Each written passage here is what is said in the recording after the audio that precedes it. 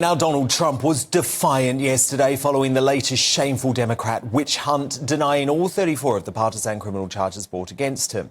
The Donald, who is now ramping up his campaign to become president again in 2024 next year, told supporters overnight from his Mar-a-Lago estate in Florida that the latest bid to defeat him would fail. Watch.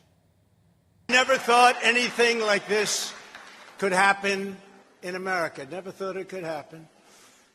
The only crime that I have committed is to fearlessly defend our nation from those who seek to destroy it.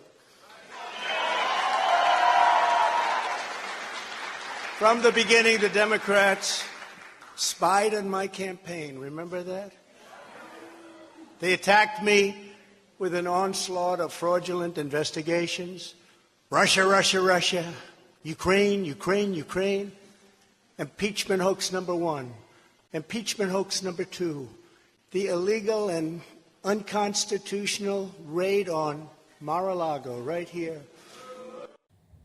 Now, following the 2016 campaign, Trump's political enemies launched the Mueller investigation, you'll remember, to probe into Russian interference in the election. But it proved a fruitless witch hunt. But at that time, Rick Gates, a political advisor to Trump, very famous one, and deputy campaign chair for the 2016 election, ended up as collateral damage and sentenced to 45 days in prison, which were suspended.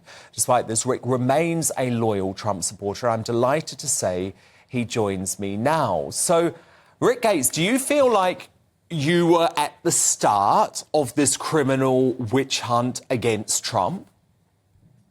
Dan, it's great to be with you. Yeah, there's no question that when you look at the longevity of the amount of years that they've gone after Donald Trump, it's been investigation after investigation.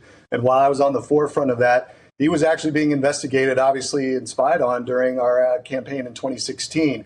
And now what you're seeing is just kind of a continuation of that, and they're not going to stop. I tell people all the time, the Democrats made a very fatal mistake in 2016. They underestimated Donald Trump. They thought that he could never win. Hillary was, guaranteed the lock spot for the presidency. And when he won, it upset so many Democrats that they were never going to let this happen again. So you can see where they're going to continue to go after Donald Trump, not just with this case this week, but there are others as well that actually have a little more potency to them.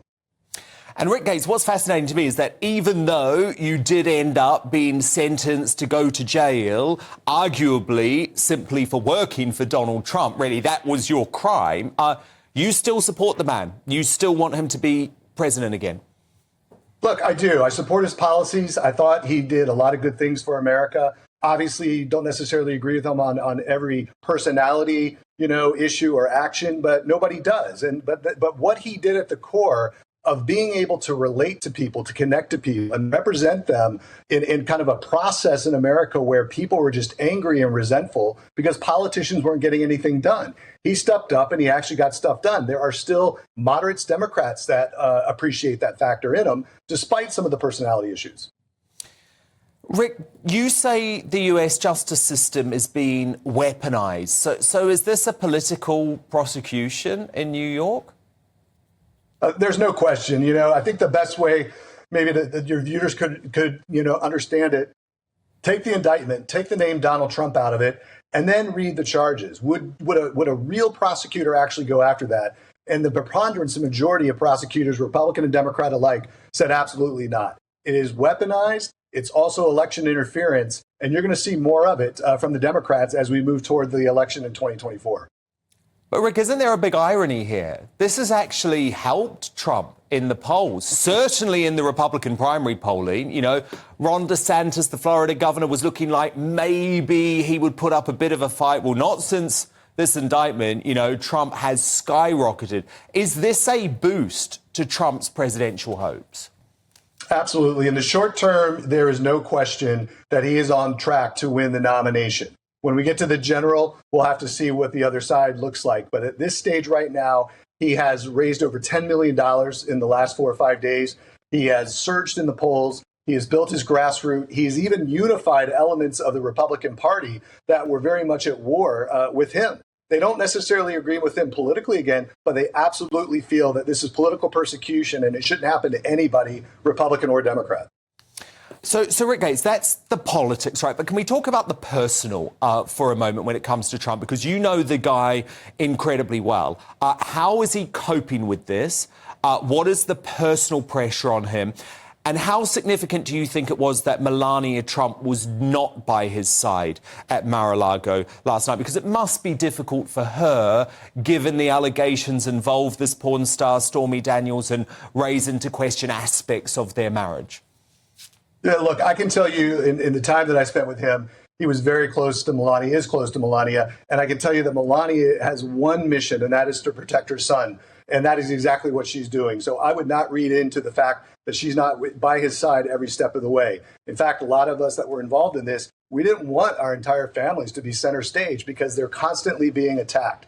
So number one, I wouldn't read into that at all. I think you saw her earlier this week. You saw other members of his family there. I don't think there's any issue in that regard. I think moving forward, I think, in terms of him being this week, he was angry. Obviously, he was defiant last night. He wants to be heard. He wants the American people to know and the international community to know what exactly is going on. I thought he's focused on one central message that is coming across loud and clear. And he's saying, this is not just about me. This is about all of us. And if it can happen to me, it can happen to you. And that message is resonating right now with a lot of Americans. Even moderates and Democrats are saying, wow, this is not fair. I may not like the guy, but nobody should have to go through this. And that is giving him and galvanizing and support for him and helping him in his presidential bid.